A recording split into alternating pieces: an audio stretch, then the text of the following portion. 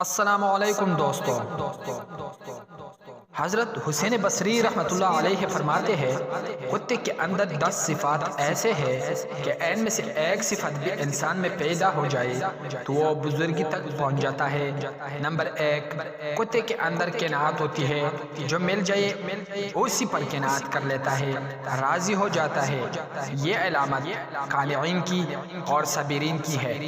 Number 2، کتا اکثر بھوکا رہتا ہے، یہ صالحین کی علامت ہے۔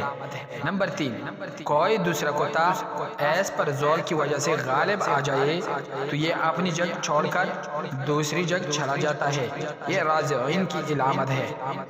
اس کا مالک نمبر 4، اس کا مالک ایسے مارے بھی تو اسے چھوڑ کر نہیں جاتا، یہ صادقین کی علامت ہے۔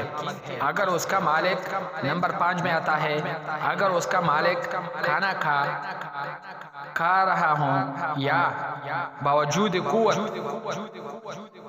اور طاقت کے کتا ایسے کھانا نہیں چھینتا، دور سے بیٹھ کر ہی دیکھتا رہتا ہے، یہ مسکین کی علامت ہے۔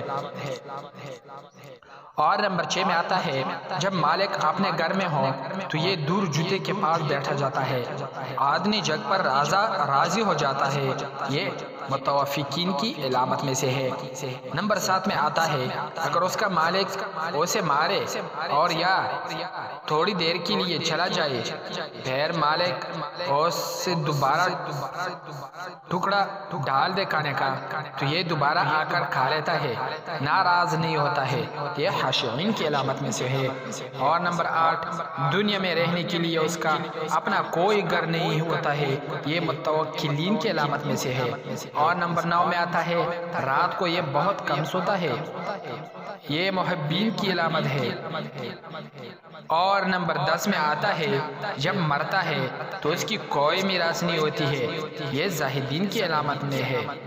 کچھ معلومات آپ سب کے لیے اور آپ سب میرے لیے میرا یوٹیوب چینل ضرور سبسکرائب کر دیجئے، ساتھ دیجئے لائک کا بٹن، شیئر کا بٹن اور جو بیل کا بٹن ہوتا ہے وہ نہ بولے، تاکہ ہماری آنے والی ویڈیوز کی تمام کال آپ تک بآسانی پہنچ جائے۔